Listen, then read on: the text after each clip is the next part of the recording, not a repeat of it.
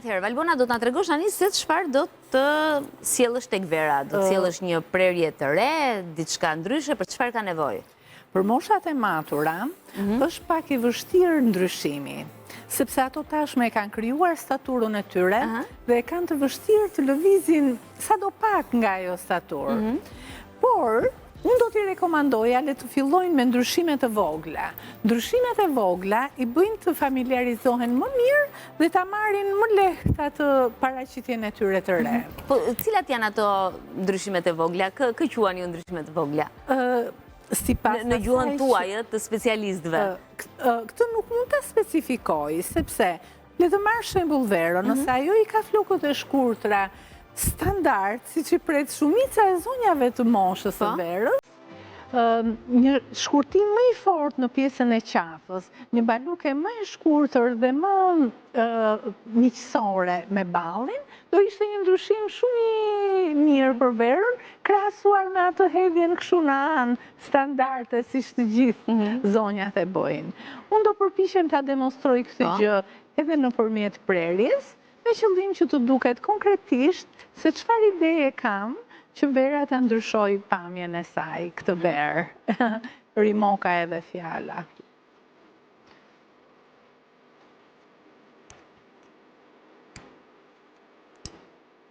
Pra do të bëjmë edhe një shkurtim të balukës? Po, do jetë një shkurtim uniform, të themi, në të gjithë gjatësinë e flokut. Do ta ketë po aq praktike Vera për t'i mbajtur më pas flokut? Mendoj që akoma më praktike, sepse balukja që kishte i binte në çdo moment mbi ball dhe kjo e bënte më të vështirë gjatë punës së saj të përditshme.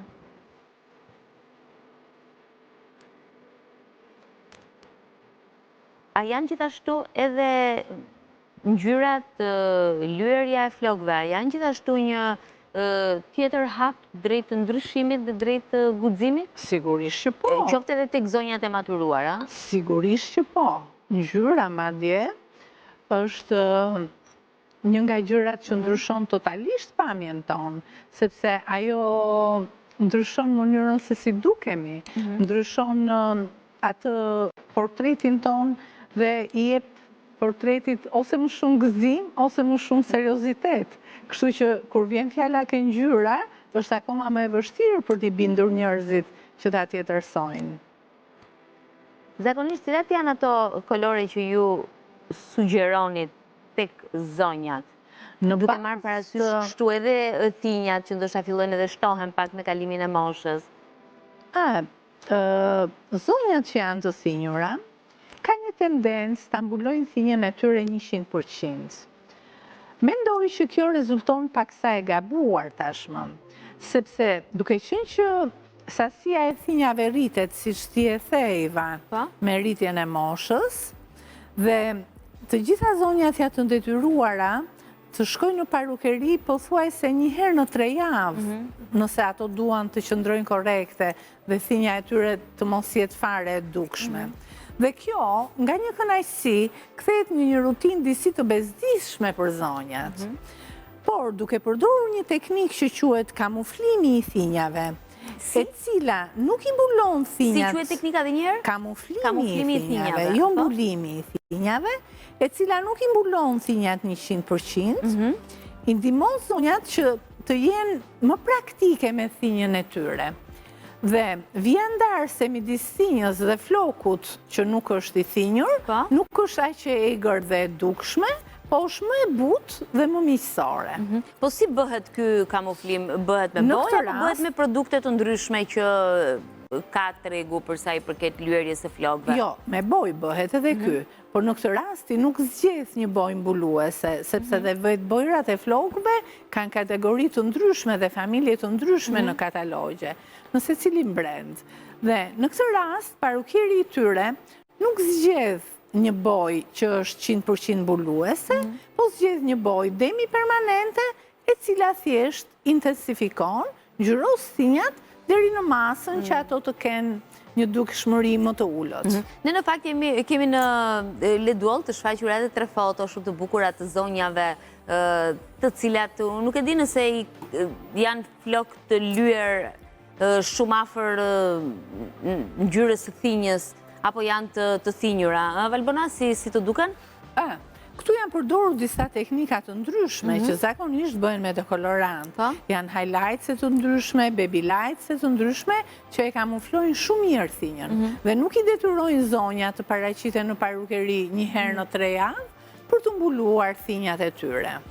I bën ato të jenë më komode dhe më praktike në përditshmërinë e tyre. Megjithatë, atë ofron sot tregu mundësinë edhe që produkte të ndryshme kozmetike që përdoren për flokët apo për mbase eliminimin e thinjave apo zbutjen e tyre, të mundet të përdoren nga zonjat vetë në shtëpi? Kjo është një gjë që ndodh rëndom.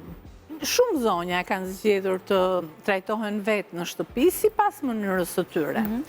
Por nuk e rekomandoj as pak, sepse një shërbim profesional ngelet një shërbim profesional. Ato nuk mundet kur të bëjnë atë që duhet eksaktësisht për llojin e tyre të flokut, për thinjën e tyre, për strukturën e tyre të flokut. Prandaj, sot parukerit janë të niveleve të ndryshme, që do të thotë ofrojnë çmime të ndryshme. Kjo mund të ndihmojë zonjat që të zgjedhin atë parukeri që i përket sidoqoftë stilit të tyre, por dhe buxhetit edhe portofolit të tyre, padyshim. Besoj që kemi përfunduar me një pjesë të modelit, tani po bën një shkurtim në pjesën e poshtme. Po përpiqem të punoj pak shpejt për të kapur dhe kohën televizive. Vera të siguroj që do bëj më të mirën e mundshme brenda kësaj kohe. Po kjo është mënyra ime e punës. Secili, të lutem mbaj kokën drejt. Secili ka teknikën e vet të prerjes. Jo, duhet të i jep volum pjesës së flokëve, ja po të. Faleminderit, Ivan. Po, zgjodha ta shkurtoja të bishtin që Vera kishte haruar ta priste prej kohës. Mundemi të lutem ta kthej pak që të ketë mundësi edhe regjia ta fokusoj. Ja, kështu është korrekt për mua, po. Për ju, Valbona? Nëse është edhe për ju. Po. Atëherë, mendojnë që ka nevojë për pak volum floku i Verës? Po bëj një shkallëzim të theksuar në pjesën e qafës, që dhe ta mbroj flokun nga ajo djersitja e vazhdueshme që ndodh zakonisht në të zonë të trupit, dhe po përpiqem ta shkallëzoj dhe ta shtresëzoj që floku të marrë volum në pjesën e kupolës së tij. E koka të duket më simetrike, sidoqoftë. A kanë të bëjnë gjithashtu, kanë rol edhe, luajnë rol edhe produktet që ne përdorim për të pasur një flok sa më të shëndetshëm, edhe një flok i cili kreja mban në shpeshherë ankohemi edhe sepse floku nuk qëndron, kreja nuk na qëndron, mundohemi që në parukeri gjithmonë të mbetemi dhe të dalim të kënaqur, por kur jemi në shtëpi duket sikur jo gjithmonë i arrim objektivat tona për sa i përket trajtimit të flokëve dhe rezistencës që duhet ketë një krehje e mirë. A është çelësi i suksesit edhe produkti? Patjetër që po. Tregu tashmë është i mbushur me produkte nga më të ndryshmet, të cilat përpiqen të prezantojnë veten e tyre me cilësitë më të mira. Por dhe konsumatori është më inteligjent, duke qenë që ka provuar shumë, ka arritur të kuptojë se cilat nga produkte janë vërtet ato që thonë dhe cilat jo. Luan rol në përgjigje të pyetjes tënde, Iva, luan rol të rëndësishëm cilësia dhe brendi që përfaqëson produkti që ti zgjedh të përdorësh. Dhe madje, jo vetëm asaj që ti the mbajtjes së formës së flokut të krehjes, që është e rëndësishme, por më e rëndësishme akoma, produkti luan rol të rëndësishëm për ruajtjen e cilësisë së flokut.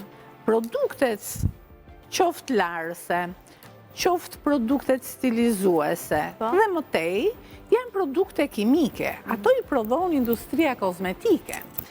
Cilësia e përbërësve të tyre dhe brendi që përfaqësojnë bën diferencën dhe na ndihmon ne që të zgjedhim më të mirën.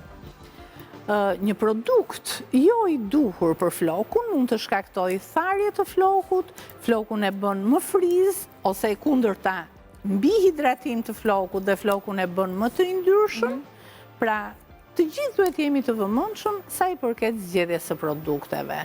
Me pak vëmendje, duke lexuar ingredientët që çdo produkt e ka të detyrueshëm të shkruar në pjesën e tij të pasme, ne mund të arrijmë të bëjmë zgjedhjet e duhura. Dhe kemi thënë, kemi bërë shpeshherë thirrje edhe në program që sa më shumë produkte të cilat janë larg kimikateve, larg përbërësve të cilat ndodhen në produkte të ndryshme kozmetike për flok apo edhe për lëkurën, dhe të jemi gjithmonë të drejtuar drejt produkteve të cilat janë produkte më të sigurta, jo vetëm për estetikën tonë, por mbi të gjitha edhe për shëndetin tonë. Nëse po sjellim një prerje e cila është një prerje verore, do ta quajmë kështu, me freskinë e verës, edhe të stinës së verës, po edhe të verës tonë modeles që kemi sot këtu, një zonjë e nderuar, e cila tani më do të ketë mundësi që ta shoh veten pak më ndryshe nga stili që zakonisht apo modeli i flokëve që zakonisht ajo mban. Valbona Zuna ka nisur dhe ka bërë prerjen, besoj që jemi gjithashtu edhe në fund të këtij minutazhi dhe besoj që me prerjen, por gjithashtu edhe me krerjen që do të bëj Valbona, tani do kemi mundësi ta shihni verën disi më ndryshe dhe besoj do të jetë edhe më praktike për mënyrën se si do të mundet t'i mbaj ajo flokët në përditshmëri, apo jo Valbona? Po, ky ishte qëllimi parësor në fakt. Duke qenë që vera ka një punë impenjative gjatë ditës, zgjodha që të bëj këtë prerje që t'ja lehtësoj mirëmbajtjen e flokëve. Shumë mirë. Dua të rikthehem edhe një herë ke cilësia e produkteve, sepse për mua është shumë e rëndësishme. Në Shqipëri, së fundmi, kanë hyrë produkte që janë të certifikuara nga organizata shumë të forta të veganëve. Dhe kanë hyrë brende të cilat janë 100% vegane të certifikuara nga këto organizata. Dhe kjo i vjen në ndihmë edhe target grupit të njerëzve që jetojnë vegan. Janë një nga produktet më të mira të bojës, vinë me bojë, vinë me shampo, me kolori fresha, vinë me të gjithë gamën e cila i shërben dhe i duhet mirëmbajtjes së një floku. Po përpiqem të përfundoj edhe baluken. Eva, faleminderit dhe kërkoj ndjes për nxitimin. Ka rrugë kur bie krëri, thonë. Vera, ku do shkosh? A thua? Ne kemi përfunduar Vera, ti dukesh shumë bukur edhe kështu, edhe duket dhe portreti ka dalë më në pa, dhe mua më pëlqen Vera me baluka. Të lumshën duart Valbona. Edhe besoj jemi drejt fundit për të bërë, po, jemi drejt fundit për të bërë edhe sigurisht edhe krehjen. Nëse kam kohë, do ishte shumë mirë kjo gjë. Kemi shumë pak minuta kohë.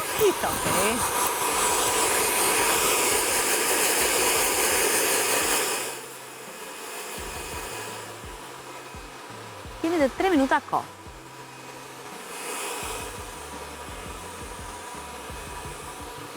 Por me sa shoh Valbona është një model i cili edhe nëse thahet pa u krehur, pra nga Vera vetë në shtëpi, mundet që të qëndrojë. Shumë bukur Vera, duket shumë bukur.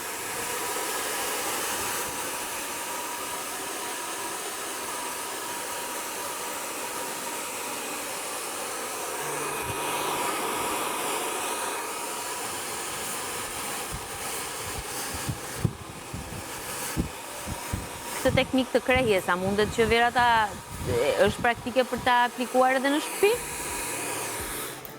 Apo jo, Valbon? Më falë të lutem? Të teknikë të krehjes, a mundet që Vera ta aplikoj vetë në shtëpi? Do jetë shumë e thjeshtë mirëmbajtja në shtëpi. Dhe ne po flisim edhe për produktet dhe për mënyrën se si duhet aplikohen ato, tani ti i vendosi një produkt që unë i vendosa një struktur i perë, që është një living, i cili i vesh një filtr mbrojtës flokut, e mbron atë nga gjitha agjentët atmosferik. Që pas ka njerë shumë të mirë. Po, është brendi që unë zgjodha, është vërtet një brend dinjitos dhe. Kjo ishte paka shumë, prerja e përfunduar, mund t'i jap edhe një lak të fundit, një sprej. Je shumë bukur, Vera. Më pëlqen shumë. Faleminderit. Po si nuk të bëm një foto më përpara të shihnim si ishte dhe si u bëre tani. Po shumë bukur vërtet, një prerje shumë shumë verore, shumë e freskët, që i qëndron shumë bukur besoj portretit patjetër të Verës, por edhe i qëndron bukur edhe Stinës, duket sikur është shumë bukur. Vera, faleminderit që ishe me ne, faleminderit shumë Valbona edhe ti që ishe me ne. Ndërkohë, tani, e kemi pasqyrën për Vera? Po, bukur. Vera, dhe më thuaj. Eva, ishte një punë pak e nxituar sepse koha nuk mjaftonte, por u përpoqja të bëj më të mirë. E megjithatë, pra për flokët e shkurtër të Verës, më besoj që ishte perfekt. Faleminderit shumë të dyjave që ishit me ne, ndërkohë që ne do të shkëputemi sepse do t'i lëmë linjën edicionit informativ të orës 12 dhe departamentit të aktualitetit. Do të shihemi pas pak në orën 12:15 minuta, sepse do të vijoni të qëndroni në shoqërinë e programit Teja dhe ne deri në orën 13 me të tjerë të ftuar dhe të tjera momente të bukura në këtë program.